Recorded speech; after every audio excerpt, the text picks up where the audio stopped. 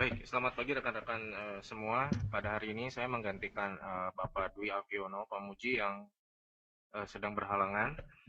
Untuk hari ini saya akan membahas mengenai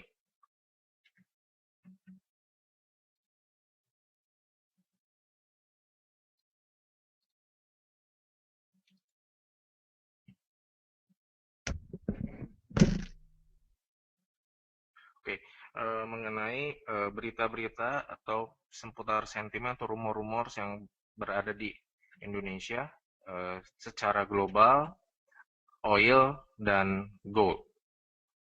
Baiklah, saya lanjutkan ke pembahasan yang pertama mengenai Indonesia. Pada hari ini adalah acara pengangkatan Bapak Jokowi resmi sebagai Presiden Republik Indonesia ke-7. Bapak Jokowi bersama Bapak Yusuf Kala akan memimpin negara kita dari tahun 2014 sampai tahun 2019. Berikutnya adalah ada berita terakhir mengenai OJK, di mana OJK, Otoritas Jasa Keuangan sebagai otoritas tertinggi untuk industri keuangan, menetapkan plafon tertinggi bunga simpanan, di mana bunga simpanan tersebut yang ditawarkan bank kepada para deposannya adalah tidak boleh melebihi 225 basis poin dari SBI atau Sertifikat Bank Indonesia. Pada saat ini tingkat suku bunga Sertifikat Bank Indonesia berada di level 7,5%. Dengan aturan ini, perbankan maksimal memberikan tingkat bunga simpanan terhadap para deposannya adalah menjadi 9,75%.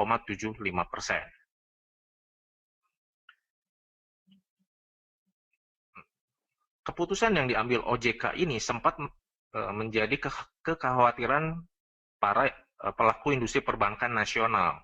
Dikarenakan memang sampai sebelum aturan ini dibuat, ada beberapa bank nasional kita yang menawarkan tingkat suku bunga simpanan itu di atas 10 dan 11%. Dengan aturan yang baru ini, para pelaku perbankan nasional rasa khawatir akan terjadinya pelarian modal atau capital outflow dari para deposan-deposan kita. Mengingat banyak instrumen-instrumen lainnya di luar negeri selain saving itu menawarkan return yang lebih tinggi. Namun hal tersebut juga ada sanggahan dari Menteri Keuangan eh, kabinet lama, yaitu Bapak Hatip Basri. Yaitu pemerintah minggu lalu mengeluarkan atau menerbitkan surat utang negara atau obligasi negara Indonesia dengan denominasi mata uang euro dengan nominalnya adalah sebesar 1 miliar euro. Sejauh ini surat utang negara Indonesia dengan denominasi euro ini, mata uang euro ini, telah terserap pasar lebih dari 5 miliar euro. Nah, ada kekhawatiran di mana sebelumnya bahwa perbankan menilai bahwa akan terjadinya tanda kutip capital flight akibat pembatasan suku bunga oleh OJK, namun tidak lama setelah keputusan itu diambil, pemerintah pun mengambil tindakan lain, yaitu dengan menerbitkan surat utang atau obligasi negara dengan denominasi mata uang euro. Perlu diketahui juga bahwa keputusan OJK untuk membatasi tingkat suku bunga ini dikarenakan dikhawatirkan para perusahaan atau bank-bank nasional kita yang memberikan suku bunga di atas 10 atau 11% itu secara finansial akan mengalami kegoncangan atau apapun apabila ada terjadi suatu resesi, di mana akibatnya negara melalui LPS sebagai lembaga penjamin simpanan, apabila terjadi eh, goncangan dari perbankan, pemerintah menanggung beban yang sangat besar.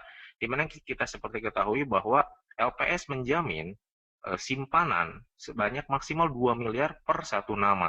Artinya apabila terjadi goncangan bisa dibayangkan berapa beban APBN kita untuk menanggung semua itu. Jadi tindakan yang dilakukan OJK ini sebagai tindakan safeguard terhadap APBN dan aturan-aturan perbankan secara nasional. Lalu Presiden terpilih kita, Bapak Joko Widodo beserta timnya, sebelum dilantik pada hari ini telah melemparkan wacana ke pasar adalah dengan menaikkan harga BBM subsidi sebesar Rp3.000. Di mana dari Pak Jokowi dan Bapak JK dan timnya menilai bahwa pengurangan subsidi ini dapat meringankan APBN negara Indonesia, di mana dana-dana tersebut dapat digunakan untuk pembangunan infrastruktur. Walaupun memang dengan kenaikan BBM sebesar Rp3.000 per liternya ini bisa meningkatkan inflasi secara jangka pendek.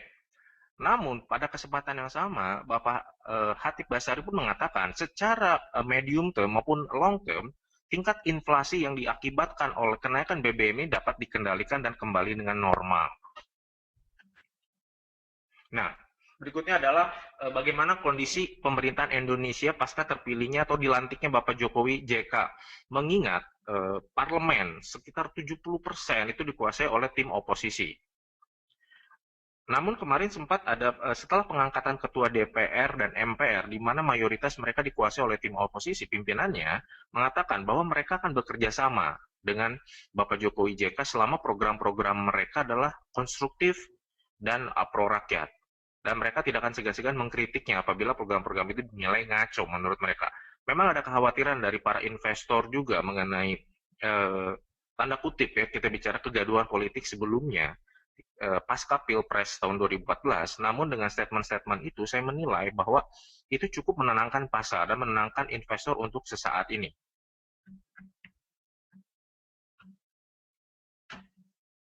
Nah, saya akan membahas mengenai nilai tukar rupiah. Dan dalam hal ini saya akan melihat nilai tukar rupiah terhadap dolar Amerika. Pada bulan Agustus 2014, rupiah diperdagangkan di level 11.800 per satu dolarnya. Dan sempat mengalami koreksi ke level 11.600. Lalu pada awal Oktober, mencapai nilai tertingginya adalah di level 12.300 untuk rupiah terhadap dolar Amerika. Nah, tanggal 17 Oktober kemarin ada pertemuan antara Bapak Jokowi dengan Bapak Prabowo Subianto, di mana mereka berdua adalah kompetitor ketika Pilpres tahun 2014. Investor melihat mencairnya hubungan kedua tokoh ini dinilai sangat positif. Dapat dilihat ketika rupiah diperdagangkan pada hari Jumat kemarin sempat menguat ke level 12.102 per dolarnya. Lalu untuk IHSG, Indeks Harga Saham Gabungan atau Jakarta Composite Index, IHSG sempat menyentuh harga tertinggi untuk tahun 2014 itu pada bulan Agustus ke level 5.260. Lalu mengalami koreksi kurang lebih sebanyak 500 poin dan menembus di bawah 5.000. Namun pada saat ini IHSG diperdagangkan di atas 5.000 dan kita bersama dan saya pun melihat optimisme ada di market apabila seluruh proses pelantikan dan roda pemerintahan pasca terlantiknya Bapak Jokowi JK ini berjalan dengan mulus. Saya melihat bahwa potensi untuk IHSG untuk menguat kembali cukup besar. Oke, saya melanjutkan kepada berita-berita yang terjadi secara global belakangan ini. Pertama masih mengenai konflik atau peperangan yang terjadi di Suriah, Irak, dan negara-negara lainnya di Afrika Utara. Sebenarnya peperangan yang lebih banyak terjadi itu di daerah Suriah dan Irak, di mana pasukan koalisi kembali menggempur gerilyawan, kalau bisa saya sebut gerilyawan ISIS. Namun kestabilan politik di Timur Tengah ini cukup menambah beban beratnya perekonomian secara global. Dikarenakan seperti kita ketahui yang nanti akan saya bahas di poin berikutnya, krisis secara global memang belum berakhir, namun berangsur-angsur membaik. Dengan kestabilan politik yang ada saat ini, terutama di Timur Tengah cukup mengganggu, terutama untuk beberapa komoditi seperti crude oil dan gold. Lalu krisis di Ukraina. Krisis ini dimulai ketika proses penggulingan presiden terpilih, Viktor Yanukovych, dan lalu diikuti dengan aneksisasi Rusia terhadap Crimea. Amerika Serikat dan negara-negara Eropa lainnya melakukan larangan atau embargo terhadap beberapa politician dari Rusia untuk memasuki negara Amerika maupun Eropa. Hal tersebut juga diikuti kembali dengan pelarangan embargo untuk beberapa produk dari Rusia. Rusia membalasnya dengan melakukan beberapa larangan politisi dari Amerika Serikat maupun dari Eropa. Namun yang sangat memberatkan adalah keputusan Rusia untuk mengurangi suplai gas ke zona Eropa, baik itu Euro area maupun non-Euro area. Dan juga larangan impor untuk beberapa produk yang berasal dari Eropa. Lalu beranjak ke Asia, seperti yang kita ketahui bahwa lebih dari 1 minggu, tepatnya 23 hari demonstrasi di Hong Kong itu berlangsung. Hal ini dipicu dengan campur tangan dari pemerintah China untuk memutuskan siapa pemimpin Hong Kong pada tahun 2017 nanti. Aksi damai demonstran ini dipimpin atau mayoritas diikuti oleh para mahasiswa yang dengan menduduki 3 daerah atau 3 distrik terkemuka di Hong Kong yang boleh dibilang sebagai shopping center dan distrik bisnis. Di sana di daerah Central District, Causeway Bay, dan Mong Kok. Minggu lalu terjadi sedikit bentrokan antara para demonstran pro-demokrasi dengan demonstran lainnya, di mana demonstran lainnya merasa terganggu dengan aktivitas demonstrasi dari demonstran pro-demokrasi. Minggu lalu pun polisi sempat membubarkan paksa di beberapa area dan menyingkirkan barikade-barikade yang dibuat oleh para demonstran pro-demokrasi. Hari ini ada berita terbaru, artinya bahwa akan terjadi audiensi atau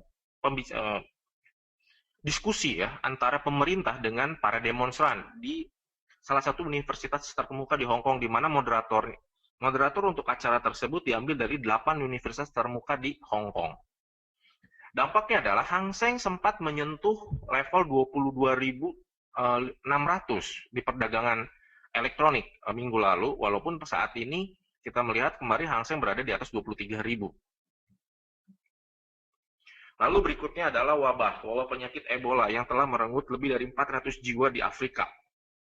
Saat ini wabah Ebola telah menyebar ke Amerika Serikat, di mana ditemukan 1 korban tewas di Amerika Serikat di daerah Dallas, dan 2 lainnya sedang dalam observasi. Memang wabah dari Ebola ini cukup merontokkan perekonomian di Afrika Barat, dan apabila wabah ini tidak bisa tertanggulangi, contohnya kita bicara di Amerika Serikat dengan penyebarannya tidak bisa tertanggulangi, dampaknya akan secara signifikan terhadap pengaruh terhadap pertumbuhan atau keadaan ekonomi di Amerika Serikat sendiri. Seperti yang diketahui bahwa berita terakhir mengenai penyebaran Ebola di Amerika Serikat, ada salah satu perawat yang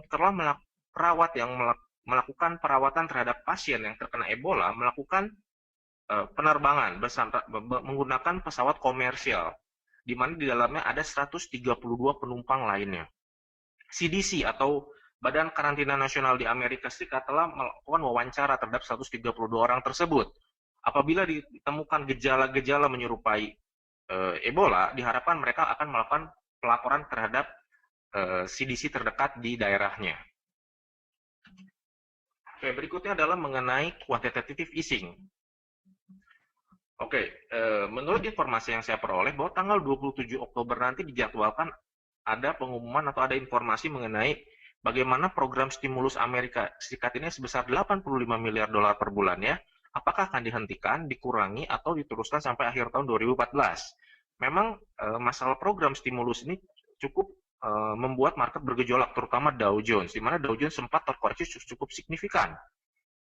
Namun terlihat bahwa program stimulus ini kemungkinan besar akan diakhiri pada bulan Oktober, kemungkinan besar. Namun kita semuanya akan menunggu berita tersebut pada minggu ketiga di bulan Oktober ini. Lalu yang menjadi concern dari para pelaku pasar lainnya adalah ketika program stimulus ini dihentikan, mereka menilai bahwa The Fed akan melakukan program barunya lagi, atau memulai program barunya lagi, yaitu dengan menaikkan tingkat suku bunga Amerika. Wacana kenaikan tingkat suku bunga ini telah memang didengung-dengungkan dari bulan April 2014. Artinya para analis menilai bahwa, atau memprediksi tepatnya, bahwa The Fed kemungkinan besar akan menaikkan tingkat suku bunga di Amerika Serikat itu pada bulan pada bulan Maret atau kuartal pertama di tahun 2015.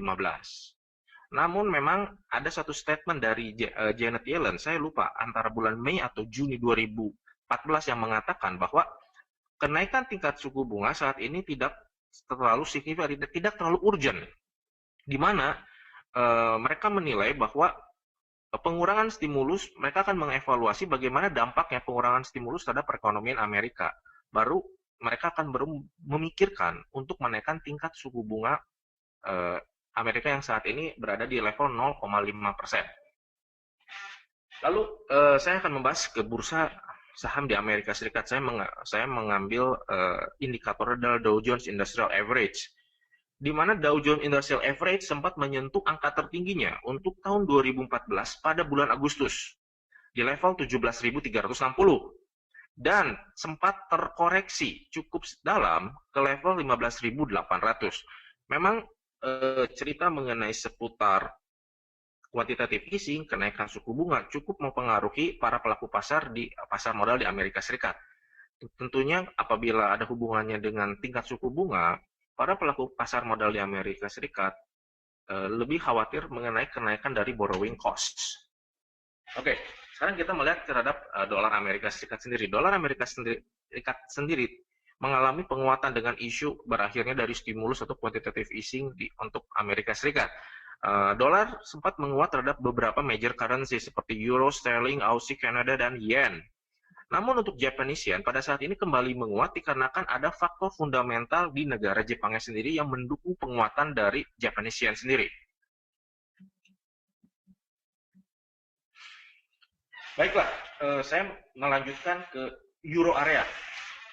Seperti diumumkan kemarin per bulan September 2014 bahwa tingkat inflasi di Euro area adalah 0,3%.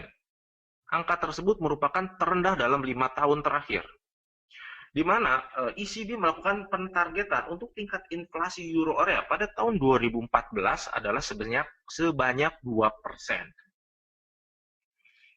Nah, berikutnya kita membahas juga mengenai tingkat suku bunga di Euro area adalah yang saat ini boleh dibilang cukup paling terendah, ya 0,05%. Memang tingkat 0,05% ini membuat investor kurang melirik untuk melakukan investasi di Euro area. Nah, perlu diketahui juga bahwa apabila seorang investor akan melakukan investasi di suatu negara, mereka melihat bahwa tingkat suku bunga yang ditentukan oleh bank sentral setempat merupakan guaranteed return atau expected return yang bisa diperoleh oleh investor tersebut. Jadi tingkat suku bunga atau acuan suku bunga yang ditentukan oleh bank sentral itu merupakan acuan berapa besar return yang mereka bisa peroleh minimal di negara tersebut atau guarantee return. Biasanya beberapa orang akan menyebutkan itu adalah guarantee return-nya. Dengan tingkat suku bunga 0,05% ini dinilai memang tidak menarik, apalagi apabila dibandingkan dengan Inggris. Nanti yang kita akan bahas di mana tingkat suku bunganya lebih besar walaupun tetap 0,5% dibandingkan dengan Euro area. Dampak dari boleh dibilang pemblokadean atau embargo atau krisis di Ukraina adalah terkontraksinya industri atau pertumbuhan ekonomi di Euro area dikarenakan suplai gas yang dilaksanakan oleh Gazprom dikurangi, di mana mayoritas gas yang berasal dari Gazprom ini digunakan oleh industri, terutama di Jerman. Jerman adalah salah satu negara terkuat untuk Euro area pun. Menurut data terakhir yang diperoleh adalah pertumbuhan ekonominya mengalami kontraksi. Jadi bisa dibayangkan apa yang terjadi dengan negara-negara lainnya yang jauh lebih lemah dibandingkan Jerman. Sebagai contoh adalah Yunani, di mana Yunani adalah suatu negara yang menjadi pemicu krisis di Euro area. Artinya persoalan mengenai krisis antara Ukraina dan melakukan embargo untuk terhadap Rusia menjadi crucial point bagi Euro area agar beban mereka dalam mengatasi krisis ini berkurang. Pertama, masalah hutang dari member-member dari Euro area, berikutnya adalah mengenai pembatasan atau boleh dibilang pembatasan ekspor, terutama Jerman, karena Jerman memiliki trade account yang sangat bagus dengan Rusia. Apabila masalah Ukraina ini dapat terselesaikan, minimal dapat mengurangi beban dari Euro area tersendiri. Oke, tadi saya sempat singgung mengenai Yunani. Data terakhir adalah Yunani masih terbebani hutang yang sangat besar sehingga saat ini. Diawali sekitar tahun 2008, Yunani menyatakan default bahwa mereka tidak bisa membayar beban hutang yang harus mereka bayar. Bahkan mereka pun kesulitan untuk menjalankan pemerintahannya. Namun sampai hingga saat ini, 6 tahun telah berlangsung, tetap Yunani masih diambang kehancuran. di bidang perekonomian maupun kebijakan maupun politiknya. Oke, berikutnya adalah kita langsung ke BOE, Bank of England. Ini ada satu kuotasi ya, saya mengquote satu berita dari BBC. Mengatakan bahwa the Bank of England forecast that the UK economy will grow by 3.5% in 2014. Jadi mereka memprediksi dengan pertumbuhan yang signifikan di UK, mereka optimis bahwa pertumbuhan ekonomi di UK itu akan meningkat. Dan ONS merupakan Badan Nasional Statistik juga melihat bahwa business confidence untuk UK itu cukup menguat. Tapi ada satu catatan bahwa adanya pertumbuhan ekonomi di UK itu ada satu PR besar, adalah current account deficit melebar dari 4,7% menjadi 5,2%. Walaupun ini data kita bicara data second quarter, artinya berakhir pada bulan Juni tahun 2014, namun hal ini menjadi PR besar dikarenakan defisit neraca perdagangan tersebut dapat mempengaruhi pertumbuhan perekonomian untuk Inggris dan UK pada secara umumnya. Nah, memang kembali kita bicara apabila ada optimisme pertumbuhan ekonomi, ada hubungannya dengan tingkat suku bunga kembali, di mana memang ada wacana. Sempat kemarin saya membaca sekitar 2 minggu lalu, ada 2 anggota member dari BOE itu menyetujui bahwa Inggris untuk melakukan kenaikan tingkat suku bunga. Namun hal ini memang masih belum disetujui oleh Mark Carney sebagai pimpinan dari BOE sendiri mengenai kenaikan suku bunga. Mark Carney sendiri masih melihat adalah wait and see mengenai perekonomian global secara keseluruhannya. Jadi tidak terburu-buru untuk menaikkan suku bunga. Statement yang sama juga kita bisa lihat kata-kata yang sama yang dilakukan oleh para dewan gubernur dari Bank Sentral Amerika sendiri. Mereka lebih cenderung wait and see untuk sebelum menaikkan tingkat suku bunganya. Nah, saya akan membahas berikutnya adalah ke crude oil. Seperti rekan-rekan ketahui bahwa terakhir-terakhir ini ada sentimen negatif, artinya crude oil cukup terkoreksi cukup dalam.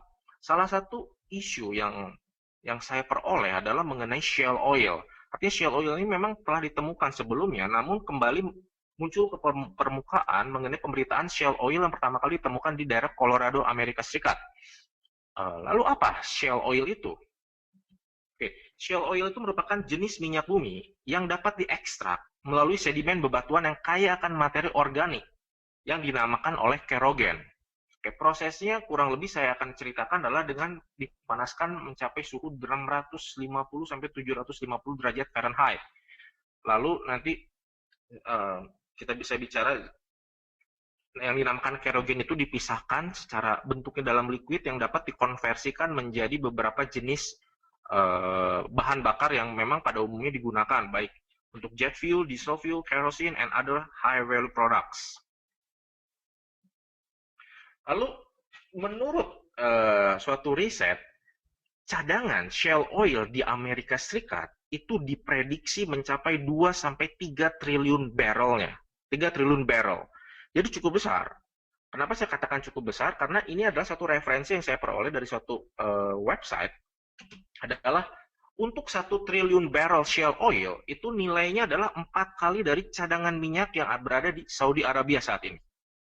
Jadi apabila cadangan shale oil Amerika itu terbukti mencapai 3 triliun barrelnya, artinya Amerika Serikat akan mempunyai cadangan minyak 12 kali lipat lebih banyak dibandingkan Saudi Arabia. Jadi hal tersebut juga membuat sentimen negatif sesaat untuk crude oil dari sisi fundamental. Jadi seperti yang dibicarakan bahwa apabila Amerika mulai melakukan eksplorasi besar-besaran mengenai shale oil ini, bahwa Amerika Serikat tidak lagi tergantung di negara-negara Timur Tengah untuk suplai minyak mentahnya. Nah, apabila melakukan perhitungan tadi bahwa Amerika Serikat memiliki 12 kali cadangan minyak buminya 12 kali lipat lebih banyak dibandingkan Arab Saudi, hal tersebut akan menjadikan Amerika Serikat menjadi produsen minyak terbesar di dunia, mengalahkan Arab Saudi di posisi Saudi Arabia, Rusia, dan negara Timur Tengah lainnya. Jadi seperti yang pada poin berikutnya bahwa Amerika Serikat menjadi superior untuk produksi minyak. Namun memang proses pengambilan shale oil itu tidak semudah itu, butuh proses. Saat ini memang sedang diteliti oleh Shell Company, salah satu perusahaan minyak di Amerika yang memang kita juga ketahui Shell melakukan beberapa metode yang lebih efektif dan efisien dalam mengekstraksi shale oil tersebut. Nah, lalu ada berita kemarin Aramco, atau Arab Saudi melalui Aramco menurunkan harga jual minyak. Salah satu alasan yang dikemukakan adalah penurunan global economic growth, artinya supply yang melimpah dan tidak terserap oleh pasar. Hal tersebut juga membuat harga minyak cukup tertekan minggu lalu ya. Nah, saya akan bercerita mengenai apa yang terjadi apabila memang harga minyak tersebut turun terus. Boleh bisa dikatakan turun di bawah $80 per barrel, bahkan bisa menembus $50 per barrel. Jadi, oke, ini ada suatu hal-hal yang akan terulang kembali ketika terjadi penurunan minyak secara drastis pada 2008 sampai 2009. Oke, harga minyak mulai mengalami kenaikan itu diawali tahun 2001, di mana mencapai all the time high-nya pada pertengahan 2008 itu di atas $140 per barrelnya. Nah, hegemoni ini membuat para perusahaan eksplorasi minyak itu untuk mencari dan membuka sumur-sumur minyak yang dikategorikan high cost. Atau saya akan bicara adalah lebih ke arah high risk, di mana high risk untuk eksplorasi minyak itu sama dengan high cost. Artinya cost production mereka per barrelnya akan meningkat. Mereka sangat optimis bahwa kenaikan minyak, kalau saya tarik mundur 10 tahun dari 2008, ya, tahun 98 sampai 2008 itu mengalami kenaikan kurang lebih 635%. Mereka berani bertanda kutip, saya akan mengatakan berspekulasi untuk mencari sumur-sumur minyak atau ladang-ladang minyak baru yang memang sulit untuk dieksplorasi. Dikarenakan mereka sangat optimis bahwa pada dasarnya bahwa harga minyak akan mengalami tren positif atau mengalami kecenderungan kenaikan. Nah, namun ketika harga minyak turun dari tahun 2008 sampai tahun 2009 ke level $33 per barrelnya, banyak perusahaan minyak pun termasuk Shell, Chevron, dan hal lainnya berteriak mereka akan mengalami kerugian sangat besar apabila harga minyak tidak mengalami kenaikan. Mereka menilai bahwa cost production-nya cukup besar, cukup meningkat. Dan mereka tanda kutip memberikan statement apabila harga minyak tersebut tidak kembali ke tanda kutip menurut mereka jalan yang benar, atau mengalami kenaikan, mereka akan berhenti melakukan eksplorasi minyak di beberapa sumur atau ladang-ladang minyak yang dikategorikan high cost tadi. Dan saya melihat bahwa retorika-retorika atau berita-berita ini akan kembali muncul ke permukaan apabila memang harga minyak cukup tertekan, bahkan bisa menembus di bawah $80 per barrelnya. Jadi bisa dilihat bahwa berita-berita, ada beberapa berita atau statement-statement yang bisa diantisipasi ketika minyak tersebut kembali tertekan, dikarenakan berita ini akan muncul lagi. Berita mengenai cost production dan hal-hal lainnya yang tujuannya adalah mengurangi supply untuk agar harga minyak kembali terdongkrak naik. Nah, ada satu fakta yang saya ambil dari artikel dari Bloomberg yang mengatakan bahwa pergerakan minyak dunia atau minyak mentah dalam satu harinya itu jarang sekali $10 per barrelnya. Ada dua kejadian yang menyebabkan harga minyak itu bergerak $10 per barrelnya on daily basis. Yaitu pertama adalah ketika pecahnya perang Teluk pertama tahun 1991. Lalu yang kedua adalah mulainya global recession atau krisis di Amerika Serikat diawali dengan runtuhnya Lehman Brothers. Jadi ada dua event yang membuat harga minyak dunia itu turun $10 on daily basis. Oke, ini kita bisa melihat pergerakan minyak terakhir. Harga minyak, saya menggunakan grafik daily di Monex Trader. Harga minyak tertinggi itu pada bulan Juni 2014 di level 107,65 per barrelnya. Sempat turun ke level di bawah 80, $79,78 per barrelnya. itu terkoreksi hingga 25,8%. Namun saat ini memang harga minyak berada diperdagangkan di level $82 per barrelnya. Namun tekanan terhadap minyak ini memang belum habis ya. Saya lihat bahwa memang banyak menyoroti adalah oversupply-nya dari minyak dunia ini. Kedua, mengenai global growth. Mereka berpatokan pada negara China, di mana untuk 5 tahun terakhir China merupakan suatu negara yang memiliki tingkat pertumbuhan ekonomi cukup pesat. Namun pada tahun 2014, pemerintah China memutuskan untuk memperlambat tingkat pertumbuhannya. Dikhawatirkan karena terjadinya bubble. Dikhawatirkan terjadi bubble seperti menimpa Jepang ketika tahun 1989. Nah, ini kurang lebih gambaran yang tadi saya bicarakan mengenai hegemoni dari harga minyak tersebut, kurang lebih nilai-nilai harga minyak dari tahun ke tahunnya. Oke, tadi saya bicara ada kenaikan 635%, bisa rekan-rekan lihat bahwa memang kenaikan harga minyak ini dari apabila saya tarik mundur lebih jauh lagi ke tahun 1996 sampai 2008 itu mengalami 635%. Yang membuat ya tadi yang saya bilang perusahaan eksplorasi minyak berani membuka atau mencari sumur-sumur minyak yang dikategorikan high risk. Oke, saya akan bahas secara singkat mengenai gold. Tetap mengenai tema utamanya adalah kalau kita bicara dari berbagai analis yang saya baca mengenai gold adalah mengenai krisis. Kita bicara di euro area terutama ya. Euro area terutama yang memang sampai saat ini menjadi concern karena kan ancaman deflasi itu kian nyata kalau saya bisa katakan. Terus pada bulan Maret, saya masih ingat Maret 2014 itu ada wacana mengenai negative interest rate, walaupun hal tersebut dibantah oleh Mario Draghi sebagai pimpinan atau presiden dari ECB. Namun apabila dilihat dari track ke belakang dari pertumbuhan ekonomi untuk euro area tahun 2014, memang terlihat bahwa sebenarnya keputusan atau policy yang akan diambil negative interest rate kelihatannya terlihat memang mendekati kenyataan juga, walaupun memang hal tersebut mereka tidak akan secara gamblang mengatakan bahwa mereka akan menganut negative interest rate. Tapi dari keputusan-keputusan atau kebijakan-kebijakan yang diambil dan fakta-fakta yang ada untuk euro area adalah mengatakan bahwa mereka sedang diambang deflasi. Dan hal tersebut juga membuat, jadi ini ada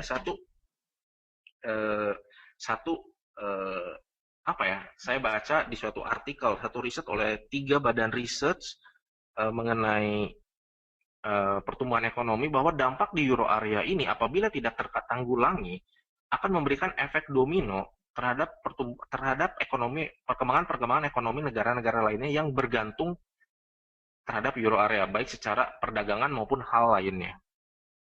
Lalu apa dampaknya terhadap emas? Hal tersebut membuat emas sebagai instrumen finansial investasi jangka panjang mulai kehilangan konsistensinya. Kenapa saya mengatakan seperti itu gini? Ada suatu paradigma mengatakan bahwa emas itu selalu naik.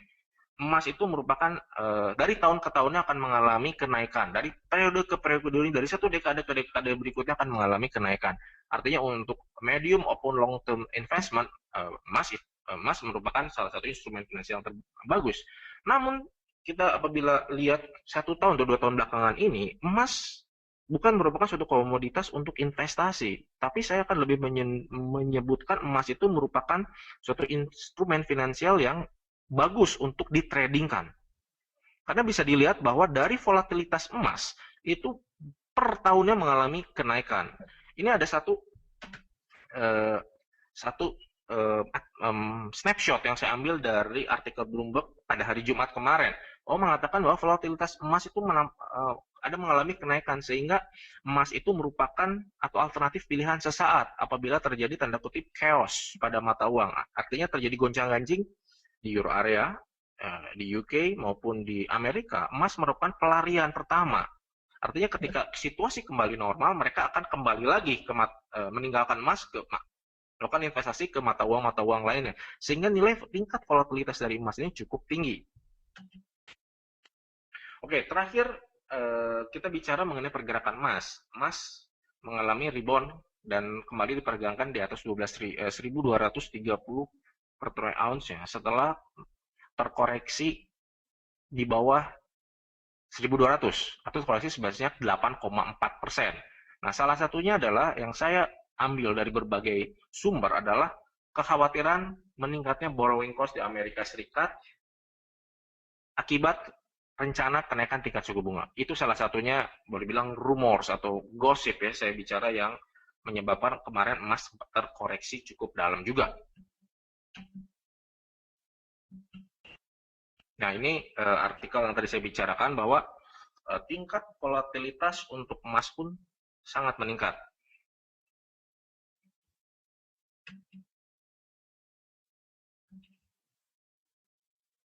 Nah, ini salah satu contoh technical analysis yang bisa dilihat bahwa kemarin emas sempat menyentuh di bawah $1.200 per barrelnya. Kalau saya tidak salah di $1.182 per barrel per troy ounce-nya. Dan ini apabila dilihat dari grafik monthly, itu ada beberapa percobaan untuk menembus di level tersebut. Jadi secara technical analysis, angka 1.180 per troy ounce bisa dikatakan menjadi support yang cukup kuat.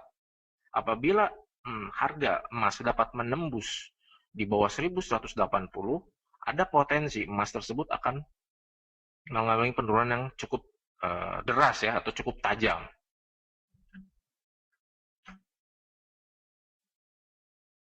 Ya, ini mengenai chart, saya ambil untuk time frame daily di Monex Trader, penurunan emas yang tadi yang saya sebutkan 8,4%. Dan data ini saya ambil kemarin hari Jumat di snapshotnya, itu emas masih sempat diperdagangkan di 1.236 per troy ounce. Sebelum saya kembalikan ke Sundari, ada satu artikel yang kemarin saya ambil dari Citigroup yang mengatakan bahwa menurut analis dari Citigroup, bahwa pada tahun 2030, Saudi Arabia akan menghentikan ekspor minyaknya ke negara luar.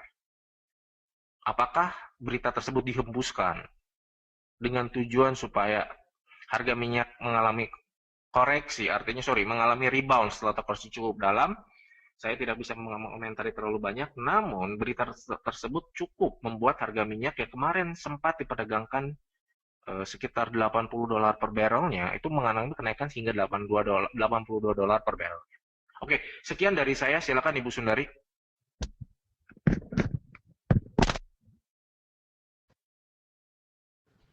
Ya, Pak Rudi, sangat lengkap sekali ya informasinya dari mulai tadi di awal dibahas mengenai perekonomian Indonesia yang seperti kita tahu untuk hari ini kita tanggal 20 ya, ada pelantikan Presiden Indonesia terpilih Bapak Jokowi, kemudian juga mengenai penerbitan obligasi di Indonesia ya, dan dari berita globalnya tadi sudah dibahas mengenai quantitative easing yang akan dibahas tanggal 27 Oktober, kemudian juga wacana mengenai tingkat suku bunga yang diprediksi akan dinaikkan. Selain itu juga dari Eropa mengenai tingkat inflasi serta suku bunga juga ya, tadi sudah dibahas. Dan yang tidak kalah menariknya tadi tentang oil ya, yang wacana mengenai Shell Oil yang diprediksi cadangannya melebihi cadangan minyak di Saudi Arabia, dan juga mengenai emas terakhir yang sudah dibahas. Mungkin ada lagi yang ingin ditambahkan, Pak Rudi? Tidak ada, Bu Sundari. Oke, terima kasih sekali atas informasinya di Morning Briefing hari ini. Dan terima kasih juga untuk rekan-rekan yang telah berpartisipasi mengikuti Morning Briefing di hari Senin ini. Semoga informasinya dapat berguna bagi rekan-rekan semua. Kita sampai jumpa lagi di Morning Briefing berikutnya. Selamat pagi dan selamat beraktivitas.